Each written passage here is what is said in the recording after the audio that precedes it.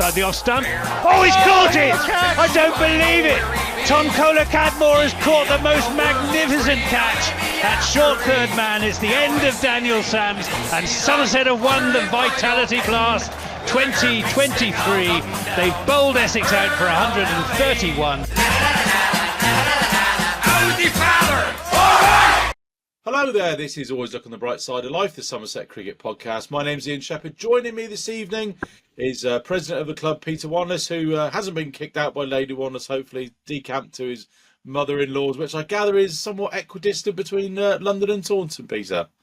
That's right, yeah, I had a speaking engagement in London today, and I'm halfway home, so I stopped off with her and I'm parked upstairs in her back bedroom on my way home to the wilds of Kent, which remains home for another 2 or 3 weeks, I think, before we complete and end up living where I should be living in Somerset. Looking forward to the housewarming party already. Did you say you're going back to Kent? So you won't be at the side of Derby tomorrow night? I won't, no. I can't make it down tomorrow, unfortunately. Well, one man who definitely will be at the side of Derby tomorrow is the voice of cricket on BBC Radio Somerset, Anthony Gibson. Gibbo, I gather you were at the Canterbury Friday night and then came home Saturday and back up to the Oval on Sunday. Yeah, it was a busy and rather hot weekend. Now, I'm just going to say it is entirely coincidental that the Southwest's biggest nudist festival was going on in Gibbo's home village of Langport on Saturday, and I'm just going to leave it there. Nude Fest, just up the road. I didn't make a guest appearance. I'm sure you could have commanded a handsome speaking fee, Gibbo. Well, let's start at Canterbury then. I didn't see much of this game because I took my little girl to watch the women play the Bears at Taunton on Friday night. But a game that we needed to win to secure a home quarter-final on a tricky surface, by all accounts, and victory was sealed after a few little hiccups, shall we say? Yeah, I mean it wasn't our greatest performance. We bowled well on a pitch that I must say didn't play as well as it looked. It looked a real belter. I was talking about 200 being par or 190 being par, but actually it wasn't anything like that. And we did just enough to get over the line against, in all honesty, not a very good Kent side. Eccentrically captained by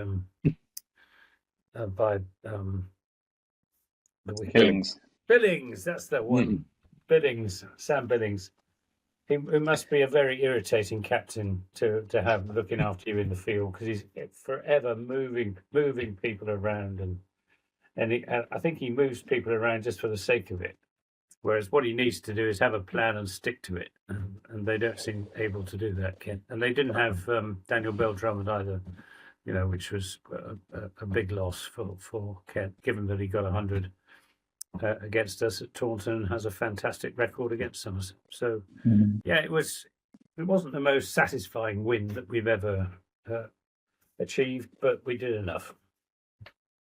Yeah, winning by 5 wickets with, 9 balls to spare, looks fairly comfortable. I did say a few episodes ago that we'll need a gutsy Tom Abel knock on a tricky pitch, and he finished unbeaten on 34 off 28.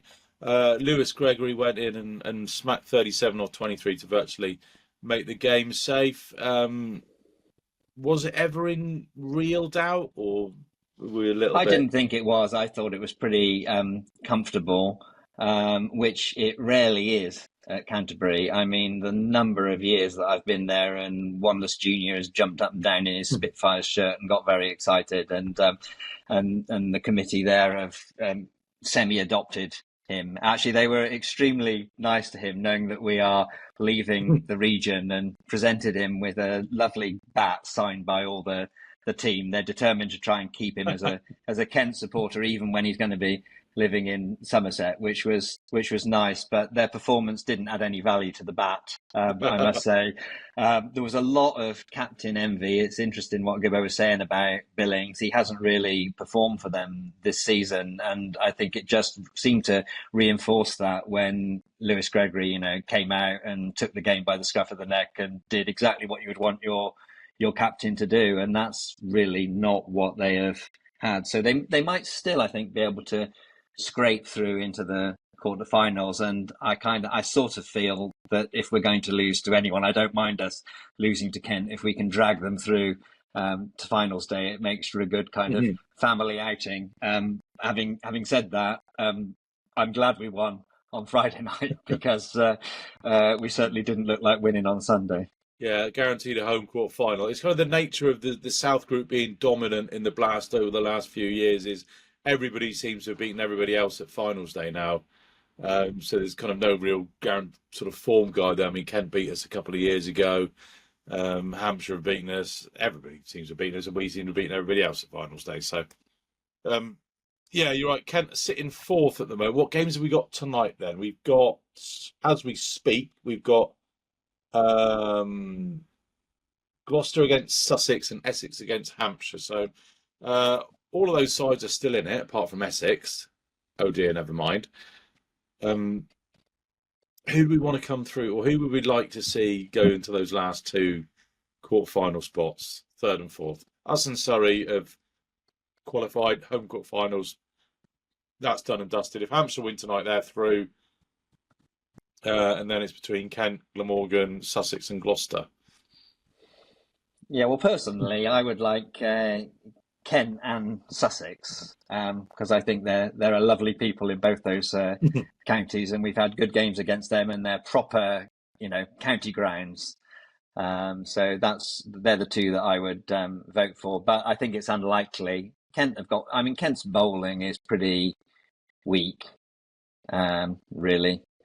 So yeah, I guess Hampshire are more likely to come through. Gibbo's always got a soft spot for Gloucester, hasn't he? It's Well, I have, except they're on a used pitch at Edgbaston in the middle of September. They're more than useful. So Yeah. I was going to say Gloucestershire, but then I thought, oh dear, not after last year.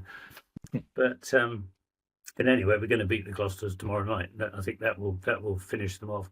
I'd rather Hampshire didn't qualify.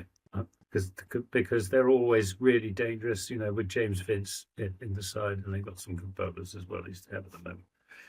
So yeah, it'd be nice to see Kent. I think we could probably beat Kent again without too much difficulty. Sussex, well, they're a good side potentially. Although they got beat by Kent, didn't they? Joey Everson batted really, really sensibly at the end, and Tamar Mills didn't cover himself with glory in the death overs. So yeah, perhaps Sussex and Kent, I think I'd go for. And the North Group, who will be providing the opponents for the South Group, that's looking incredibly congested, and we could sit here till 9 o'clock tonight trying to work out the permutations of that one. I think Lancashire and Northants have all both qualified just about. And then it's a very similar situation. So we'll cross that bridge when we come to it. But home quarter-final definitely secured then. And on it was to Surrey, chaps, where the wheels came off in rather spectacular fashion. I'm not ashamed to say that I fell asleep during our run chase and woke up to witness us being bowled out for, what was it in the end, about 134. I mean, it was a pretty sloppy effort with the ball and in the field. I thought it was comfortably one of the worst performances that we've put in this year.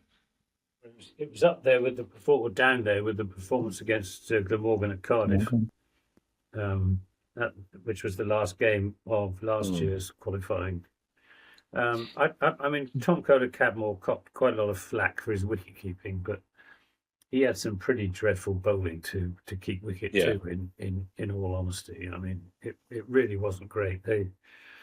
it's almost like they sort of didn't turn up, and don't quite understand why they picked Cola Cadmore as wicketkeeper anyway when they got James Rue, in the squad, who's a class wicketkeeper and match-winning innings against Surrey at Edgbaston last year. It was a sort of strange game altogether. What it did demonstrate is how strong Surrey are.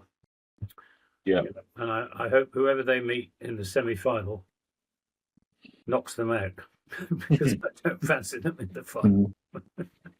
You remember even how the quarterfinal, even better. Quarterfinal, yeah. You remember how brilliant our fielding has been throughout this tournament when you see such poor fielding in that Surrey innings. I mean, there are a couple of balls which shouldn't have been a run at all that went for four.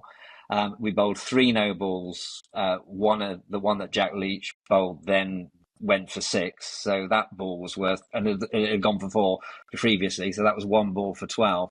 So I was sort of thinking halfway through that actually, if you took off that 12 and the couple of 4s, actually 185 was gettable, and actually nothing like the total Surrey could have got when you looked at the situation after 6 or 7 overs. So we sort of dragged ourselves back into it, and that wouldn't have been an impossible total. But once it got to 200, we came out and did some of the things we've seen other teams do against us: hit the ball in the air rather aimlessly, lose too many wickets too quickly. The Surrey people thought we had a fair chance of winning, even at half time, and they were saying to people, when was it that you thought you'd lost the game? And I thought it was probably when one of Abel and Dixon were out, because so many times when they're there, I sort of have confidence that they can score at 8, 9, 10 and over for a sustained period, and then we've got people that can come in and finish it off at the end. But having lost them rather too early on, it just looked an impossible task, really. And Surrey have got a succession of very good bowlers. So there we are. I think I'm right in saying that because we're finishing first and second, assuming we both win our quarterfinals, we don't get to play one another in the semi-final. So that makes for a bit of variety. Surrey hate the idea of playing us in the semi-final because we've beaten them the last 2 years in the first game, and their sort of interest in finals day is all over by 2:30. Couldn't happen to nicer people, really. Well, I mean, you look at that Surrey team: Jax Patel, Roy, Curran, Lawrence, the other Curran, Jamie, Chris Jordan, Ben Folkes, Adam Zampa, Reece Topley. 10 out of 11 are internationals, and they're good. I mean, it was the difference in the bowling really that was most striking. Well, I was just going to raise the point of Riley Meredith. 4 overs, none for 46 on Sunday. Contrast that with 4 overs, 3 for 19 on Friday night. So that's what you get with pace. If it goes right, it goes really right. And if it goes wrong, you've got Tom Cola Cadmore diving away to his left and not getting a marigold on it, which is unfortunate. Just go back to the point you made about James Ruggill. I think with Banton being out, they've got this sort of like for like backups in their mind, and I think they got in their mind that Lammonby would come in and open, therefore TKC takes the gloves rather than Rue come in and then reshuffle around the batting order a bit more. So I can understand that. I think he's a competent enough wicket keeper to a lovely stumping off Jack Leach, but I think it's like anything in cricket. If you're doing it week in, week out, you become much better at it. No matter how talented you are, if you've had a period off and you're kind of thrown straight in, it is difficult. Yeah, I mean, I can understand them picking Lammonby. He's a left-hander, which helps. And he did actually play very well in the first 2 games when Banton was out with England. But a bit like Banton, he seems to have lost a bit of form since he got the 100 up at Durham. It's not quite the he got 100 against once as well. But I mean, I don't know. He just didn't. He didn't look comfortable at all. He wasn't in for very long, but he never looked convincing to me. In the same way that Bantam hasn't looked convincing in any of his recent innings in the Blast. But yeah, the raw materials are still there. I thought we lost it when Coda Cadmore got out. Smead getting out was a big blow, but Coda Cadmore has been in the form of his life recently, and he could have won it almost single-handedly, but he played a poor shot, and as you said, Peter, he hit, we were doing what other sides do against us, getting desperate, hitting it in the air and getting out, and it wasn't a great afternoon, but.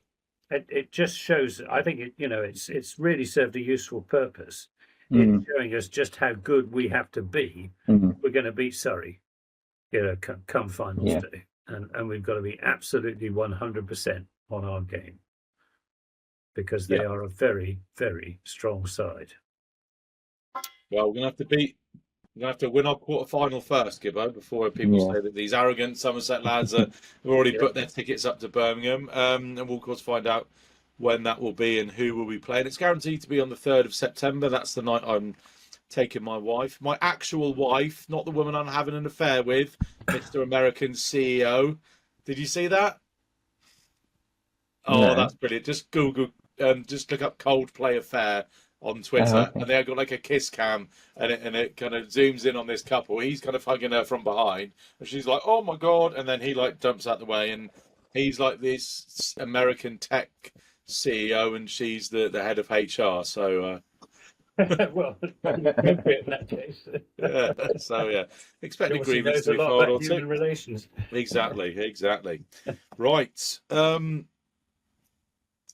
Not really much else to say about the Oval, is there? I think when it was generally agreed that our poor fielding let them get 20 over par, and it wasn't quite a road up there at the Oval, so it's when you're trying to go over par on a tricky pitch, that's when it really does become difficult. So, but I think Steve Kirby you spoke to after the match, Gibber, said that that's probably the wake up that they need, a good kick up the arse to make them realise how good they need to be, and I did 2 post-match interviews on Sunday, and both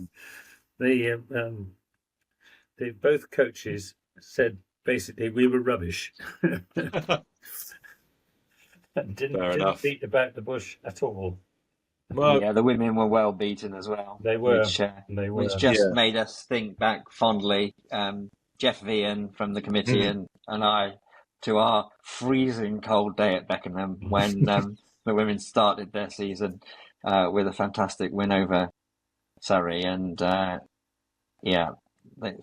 did feel a long way away from the performance that we saw on Sunday afternoon. So it was a disappointing afternoon all in all, really.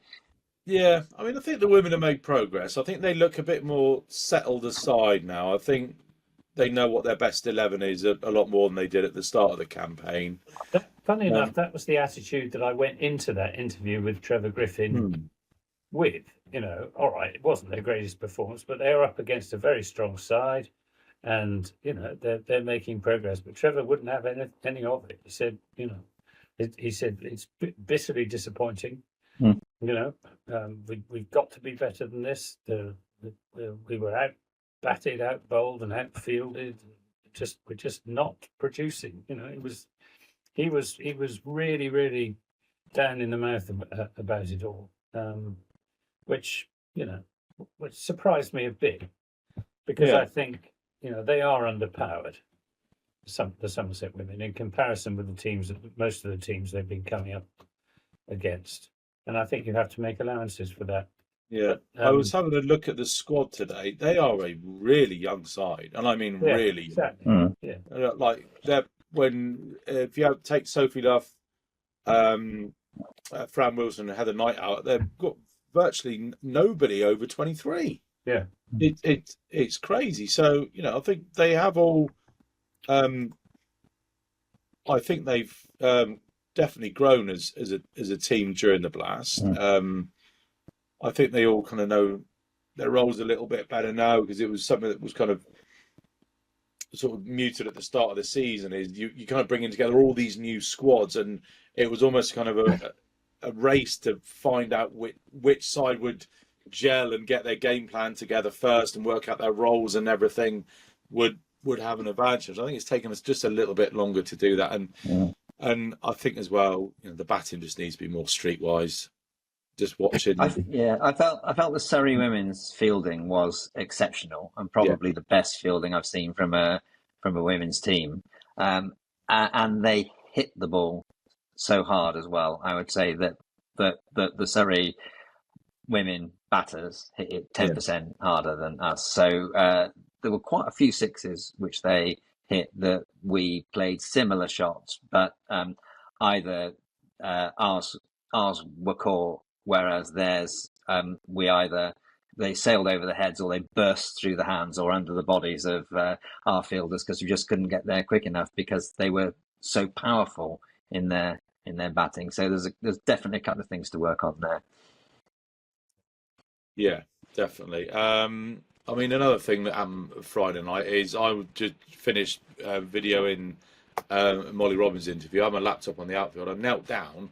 Oh, Christ, whatever those seagulls were after a week or so ago, bit the shit out of my legs. Honestly, I look like a red Dalmatian down here. It's blooming awful. So I don't know. I don't want to offend Nick by saying he's got whatever they are in the grass, but if you are wearing shorts, don't kneel down on the outfield at Taunton. Maybe for a few until we have the next flying ant day, because they made got an infection. Had to go to the pharmacist, get some antibiotics. It was not fun.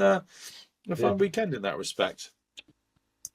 Right, moving on. Then we, of course, have the Cider Derby, or the second Cider Derby, because everybody knows the real Cider Derby is Devon versus Somerset. But the silver medal Cider Derby, Gloucestershire travel to Taunton tomorrow night. An unchanged squad. Now, we did talk a little bit about, once we'd qualified with the home quarter final, giving the lads like Langridge and Ogborn, James, Thomas, Rue a go, but doesn't seem to have happened. They seem to want to stick to the squad that has played virtually the whole tournament. Now, should we put this in the context of that story in the Daily Mail this week, that Casey Aldridge is allegedly going to Durham, Josh Davies allegedly off to Leicestershire, and accompanying him will be Ben Green. Now, we seem to have made this mistake before of not giving bowlers a go, like Sonny Baker, who went off to Hampshire. Ned Leonard's maybe a bit more of a different case, because we didn't think he was a T20 bowler, although he proved us wrong a couple of weeks ago when he bagged 5 for against us at Taunton a couple of weeks ago. Are they making a mistake here by just not giving a couple of these lads a go when qualification's already in the bag? Well, if it's all done and dusted, which it may well be, what's the point? If Casey and Josh and well, I'm talking about Ned Leonard, Alfie Ogborn, and JT Langridge. So I think JT's tall, left arm, bowls a good Yorker, is quick. Could potentially be one for the blast for the future. Likewise, Alfie, left arm, a different angle. Why not give them a go? I know we don't want to lose to Gloucester. I get that. I was going to say because it's Gloucestershire. That's why you don't want to take the risks. You want to put your strongest side out. Yeah, I think it look a bit tokenistic, and I do also feel it has become a little bit more important after the kind of rather insipid nature of the performance against Surrey. I think it would be good for the collective confidence to remind one another about the roles they can play and the support they can give one another, and go out with a really good victory. I'm not sure. I can see the line of argument, but would it really be material in Alfie or JT's decision about what they were going to do next year, whether they played one game which we're declaring is meaningless? Yeah, I understand that. I'm just really conscious now with these, and these are rumours in the Daily Mail, so take them with a pinch of salt, or or whatever. But we just keep seeing this parade of young, fast bowling talent making its way out of Taunton, of coming up through the academy, just about getting there, playing a few games, and then not making it and leaving. And then we're kept with the same sort of group that have served us really well over the last few years. But again, next season, April 2026, going to be another year older. This is really critical stuff now. And if this is true, we're going to lose 3 seam bowlers from an attack which is, not the youngest anyway. Matt Henry, of course, is I think he'll be probably 35 next year. So he's no spring chicken either, and may want to be reducing his workload potentially to take up more lucrative franchise offers. Who knows? If he does, absolutely fair play to him. No problem with that. So is it crisis? Is it crisis point? Are we? No, I assume that Somerset have got a couple of fast bowlers lined up to come in next year. Otherwise, I don't think they'd be allowing Josh Davey and Casey Aldridge to go. And they've presumably taken the view that Casey Aldridge isn't going to make it in the first division. And Josh Davey is nearing the end of his career, and they've got 2 better bowlers waiting in the wings. Well, if they haven't, then it looks, the attack or the bowling resources will look very threadbare. But I Andy Hurry would leave it like that. So there's quite a lot of moving parts here, aren't there? And different motivations. I mean, I find it slightly laughable, to be honest, some of the comments on social media that make it sound like Andy Hurry and Jason Kerr don't realise what the age profile of the squad is and what the respective skills of the players are and who's in contract and who's out of contract in our county and in all the other counties. I mean, there's sophisticated data and spreadsheets and all the rest of it that governs all of this. But you are dealing with individual players and agents and budgets and salary structures, and all those things have to come into some sort of a balance, don't they? So I think we all know there is a real gap in the age profile of our bowlers between the very young and the rather old, and something will have to be done about that. And actually, Casey Aldridge and we can't really call Ben Green a pace bowler, can you? But he's a bowler. We haven't got too many players in that age bracket, so there does need to be if they are going out. And the other thing I think about that article, by the way, is who talks to the press and who doesn't. I like to think that Sarge and Jason Kerr are talking to the players and talking to the agents rather than chatting away to a Daily Mail journalist about what might not be happening. And I think we have to sort of trust the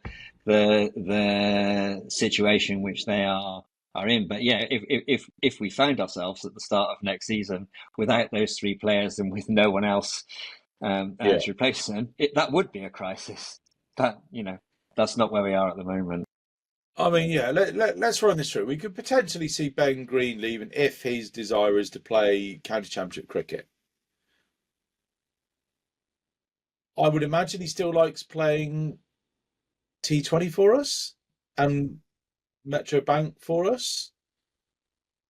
I don't know, how feasible is it to continue with this championship loan thing that he's been on for the last couple of years? I mean, would it again just be almost the straw that broke the camel's back, in effect, with the regulators of the loan system, if they sort of saw Ben Green again going back to Leicester for a 7-game block of championship games at the start of 2026? Well, I guess it's financial. I mean, if I was Ben Green, I'd take the option that paid the most money. And I don't know whether that's a salary from Somerset topped up with loan fees from Leicestershire, or whether it would be a full contract from Leicestershire. But I mean, Ben Green's a very good cricketer, and he'll take wickets in the second division, but I can't honestly see him taking many wickets in the first division. And of course, he hasn't taken many wickets in the first division, and he's just not quite a good enough batsman either. So I think for his own sake, he'd probably be better off at Leicestershire, where he's done a great job and has been a very important part of their charge towards the. Of course, they might not be in the second division next year. He says. There might not be a second division next year, but although he's been a very increasingly important part of our T20 side this year. Has, yeah, His I know, finishing has been really good. I wonder if we can envisage and how we would feel about a world in which players played for one county in red ball and another county in white ball, because that's the sort of boundary he's been testing a bit. Yeah, really, isn't it? I don't know if I like it.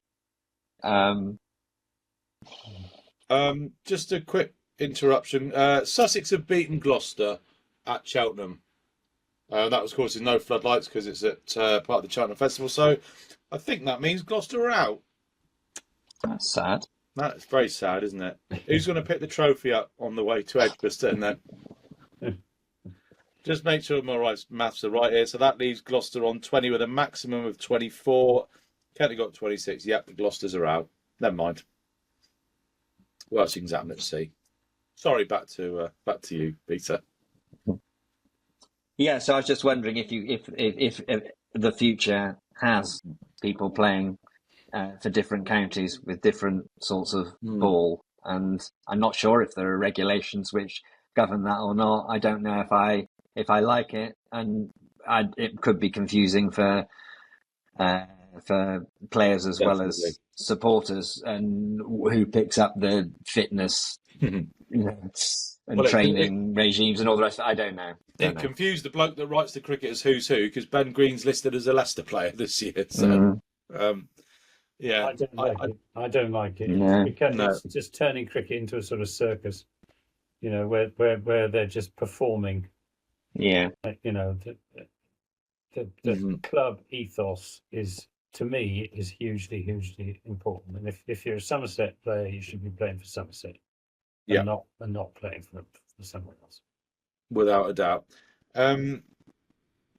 Josh Davey potentially leaving as well. As I can see, if I was Jason Kerr, Andy Hurry, I would value keeping Josh Davey at the club, because when the conditions are right, I think he can still be a much more than useful bowler, and he's shown that he can obviously go up and open the batting as well. And I'd much rather have a squad with him in than a squad without him in. I think he's got at least one little one down. He might have another one on the way as well. I'm not sure about that, so don't quote me on that. But he's settled down here in Taunton with a family. I think so it doesn't kind of sound like a want-away move for him. I don't think Leicester have come in and said, "Oh, your contract's up. We won't be able to offer you as much as you want at Somerset or whatever." But I would, I definitely want to keep him in my squad. Been a bit injury prone recently, hasn't he? Yeah, that is true. But then if you're keeping him as a player who's kind of a backup player, not he probably won't play second 11 cricket if he was not playing for the first team. Are up there with Onions and the other guy, Rushworth. As one of the most successful opening bowling partnerships of the last 15 years, and they do bowl very well in tandem. They complement each other. They're different styles of bowlers, but I rather agree with you, Sheps. I think he's probably got at least one more good season in him, if not two. And I'd rather see Josh Davies stay. I'm less perturbed about Casey Aldridge, because I think he needs to move on for the sake of his own career. Well, I don't like. We said that about you said that about Ned Leonard, and it's happened. Nathan Gilchrist, Jamie Overton, and now Casey. It seems like we can get these bowlers to 21, 22, and then they need to move on. No. Well, it's happening too regularly now. It's happening too regularly now for you to sort of say it's there isn't potentially something wrong with the setup at Taunton. Yeah. I mean, I'm trying to be completely fair to everybody here, but It's a heretical well, thought, but it has occurred to me. You have to wonder why these bowlers haven't done particularly well at Taunton, and when they do go elsewhere, they not exactly turn into world beaters, but they start getting much better figures than they've achieved at Taunton. And Well, Jamie Overton is an exception, but Ned Leonard and Nathan Gilchrist are in the second division, and could you imagine either of them being in our attack? I guess you've got to look at would you pick them over Jake Ball, Josh Davey?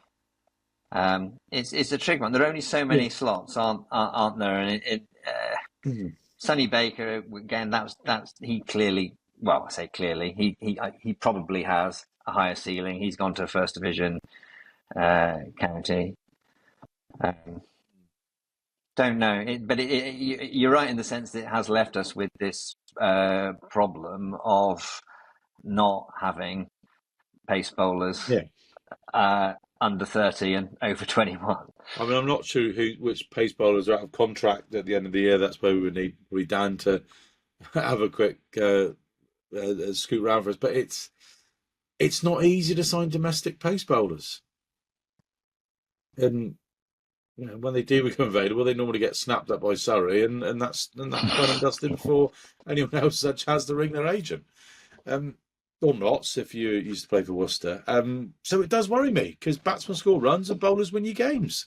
Yeah. And it was ever thus, and it ever will be.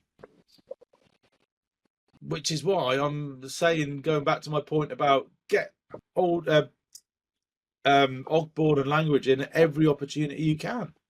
Get them learning at high level cricket every opportunity you can, because have a look. Where have they gone? Where have all these bowlers gone that have been coming through the academy, scattered across the shires? And anyway, rant over. well, scattered across the shires and doing better with their new counties than they did with Somerset. That's what Peter said is what I've been thinking. But I've just started to think the alternative, in that perhaps the fault is with Somerset in not bringing these young bowlers on as well as we might do. But I don't know. I'm not a coach, so I'm not qualified to comment. No. But it is a worry. Sure. Well, I'm sure. Is Mark Davis going to be in the box tomorrow, Gib? I'm sure he'll have an opinion or two on it, being the sage. Yes, he will, unofficially. Do you know what I mean? He's unofficially. Drop in Fair enough. Well, he missed the cupcakes. Me and Layla made some cupcakes for the press box last Friday night. So, but I'm sure we'll bring another lot in before the season is done and dusted. Right. Let's pop on with a couple of listeners' questions then. I think we've got anything more to chat about.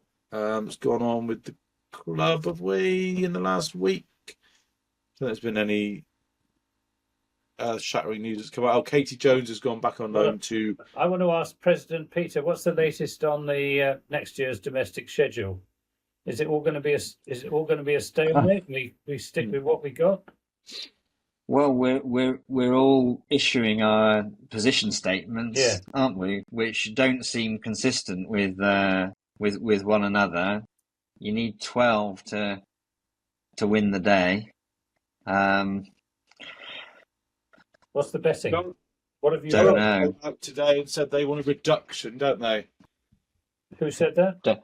Durham want this 3 conferences where it's the first division is the 2 conferences of 6. Yeah. And then that seems to be the front runner with the final. Well, that would and which kind of leaves 6 counties kind of languishing, rather. So you you need 12 to get something through. So create something which appeals to 12 counties, and I don't know, but it suggests less cricket and without doing anything to improve the scheduling. I mean, I think some of the points which we have made are being heard by the other counties rather late in the day, that it's about the sequencing of the cricket and the arriving back home at 2:30 in the morning and then having to play the following day or the next day that is the issue, rather than the absolute number of games. But it's definitely difficult. So if you could convincingly demonstrate that the sequencing and the rhythm of the cricket made it better for players and better for the paying spectator, to be able to come along to more cricket, then you might just about be able to kind of win the day in terms of having a bit less cricket. But those aren't the arguments that are being made, and so we're in a situation as a club where we're not happy with many, if any, of the options other than the ones that look most like where we are at the moment. And then we've got this issue which you were talking about last week, I think, around whatever would be decided. Can you conceivably introduce that next season, when we're not in the Leicestershire problem that you referenced earlier? How could you say to Leicestershire, you've got promoted, but by the way, you're not being promoted because we've reorganised everything and you're somewhere else. So that might also make a decision for, let's say, for example, Ben Green. Don't know or let's not say that. Let's say hypothetical cricketer deciding on a move to another county would potentially want to play Division 1 cricket. So if Leicester are going up, that makes them a more attractive county to sign for. But they don't know if they're going to be in Division 1 or not. So that kind of, you're right, it just has knock-on effects for everything. And yeah, they can't introduce it until 2027. Sure. Yeah, so it feels to me, and I'm not on the absolute inside loop of this, but it feels to me like everyone is still arguing with everyone else, and we're certainly not hurtling towards consensus on a particular option. And the longer that goes on, the harder it makes it to change for next season. Okay, thanks.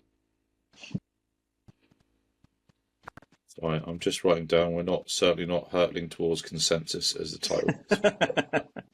That's why I remember it and get it word for word. What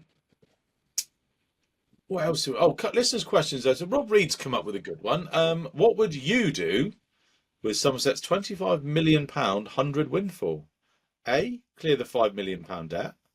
B, invest to generate more non-cricket income. Or C, splurge it all on players and cider. Now, I do know that I think option C is off the table because they're very keen to stop the hyperinflation of player wages.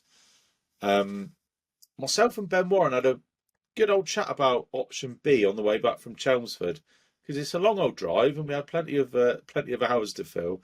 And we kind of came up with the idea that the best thing to do is to give it to Mr. Cooper over the road and get him to stick it in some fund and have it earn 8 or 9% a year. Because, I mean, and not saying that in jest, because if you look at the profile of Taunton and where it is, you could build a brilliant conference facility, but there just isn't the demand for it in Taunton. Whatever you did with it, you've got to build something that's big enough to, generate the revenue. And we just could not come up with an idea for doing it. So the best thing we thought was stick it in the bank. I'd pay off some of the debt and also knock down the Botham stand and build something better in its place.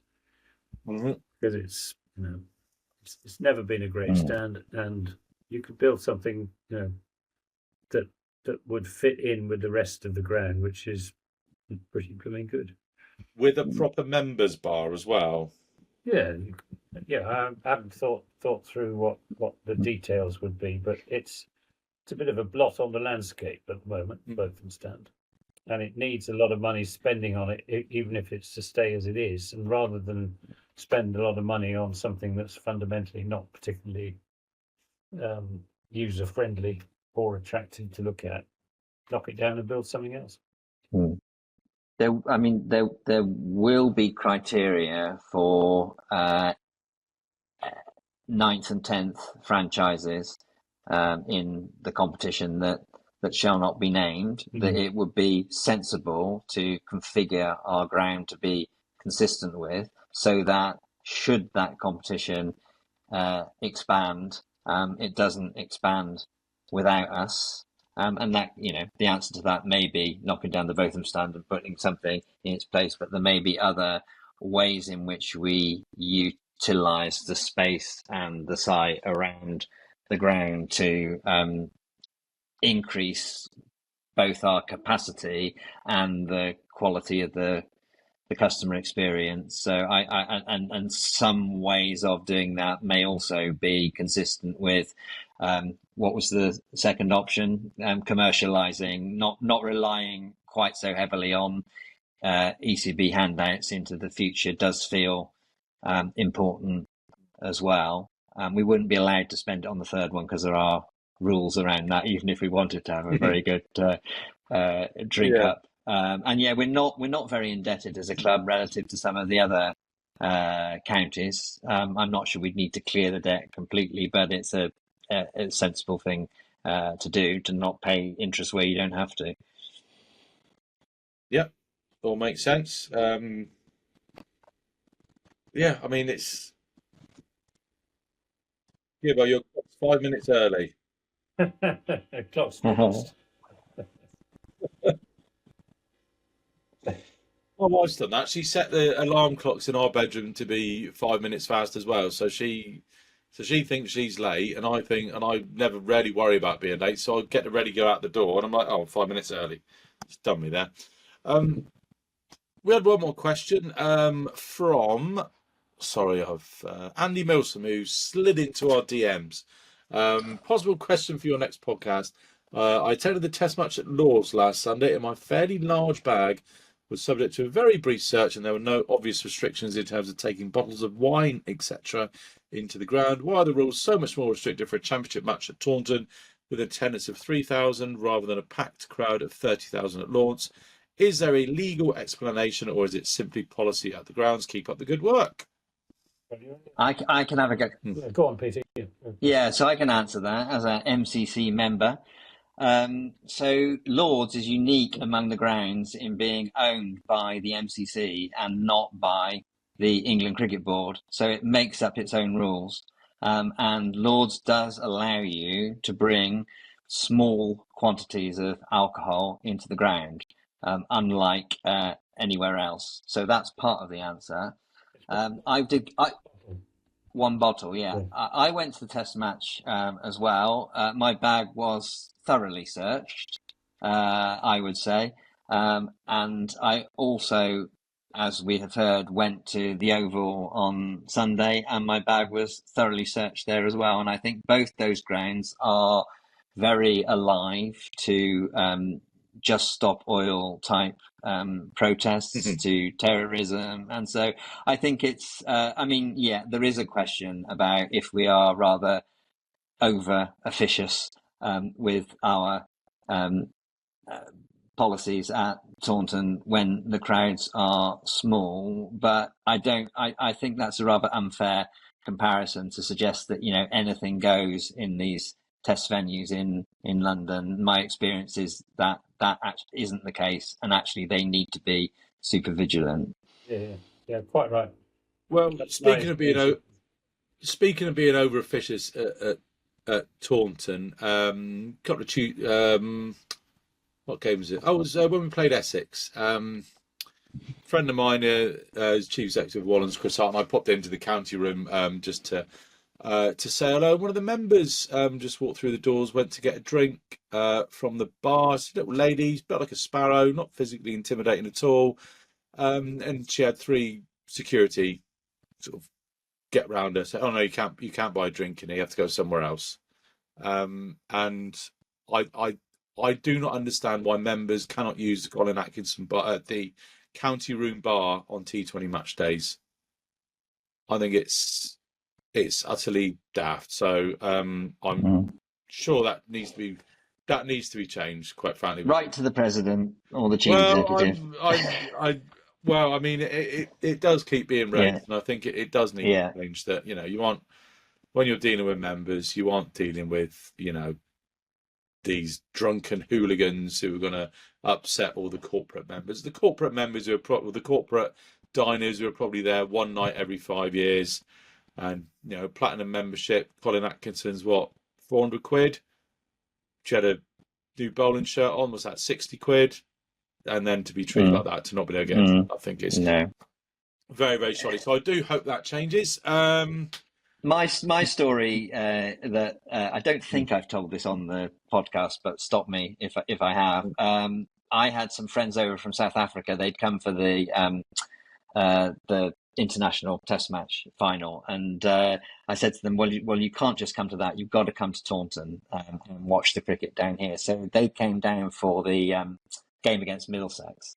And what an experience that was for them. I think they'll support Somerset forever back in South Africa now. But they had very kindly brought me a couple of bottles of wine.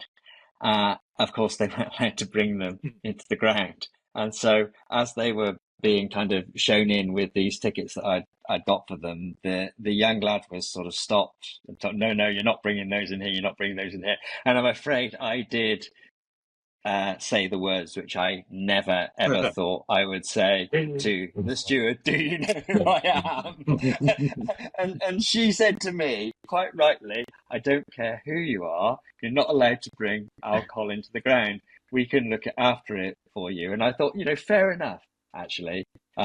It's not easy being a volunteer steward and to have people saying things like that to you. And she was absolutely right. It wasn't supposed to be. And we found a way through, and they looked after it. And then actually Richard Price came and collected it and put it in the shop, and all was fine. But, I take your point about the enforcing rules which seem not altogether sensible, but fair play to the people who are required to enforce those rules. And if we find ourselves in those sorts of situations where we feel we're the wrong side of a rule, then not taking it out on the volunteer who's required to administer that rule is these were reasonable. And I hold my hands up. SWAT team security vests and all that.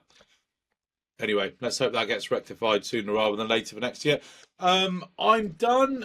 We've got any other business before we reconvene for our 150th episode next week? Gracious me. Oh, I know. Oh, Gibbo, we did clap down Century and applaud Peter's 30 the other day. Do you want to know what episode number you're on? Yep. If I can find it. Where's it? I'm going to have to find it now. Sorry, talking amongst yourselves. I think 95th? you are. Sorry? 95th? No, more than that. More. You are. Oh, spreadsheet's taking a while to open. Drum roll, Gibbo. This is your 121st. Gracious me. I know. I'm on 149 now. Peter, this is your 31st after you underestimated your appearance. Dan's on 101 and Steve on 81. So there we go. All good. Right. Best of luck then to Lewis, Gregory and the boys. Hoping to right the wrongs of last season's disappointing final against the Gloucesters. Last season, the Gloucesters, who are officially out of the Blast. I don't know if we mentioned that, failing to even make it past the group stage, defending the trophy that they stole from us in September last year. Trophy that is rightfully ours, and I'm sure will be reclaimed by Lewis Gregory this September coming. We all good? Yep. Yep. Well done. Excellent. Right. Cheers, chaps. See you next week.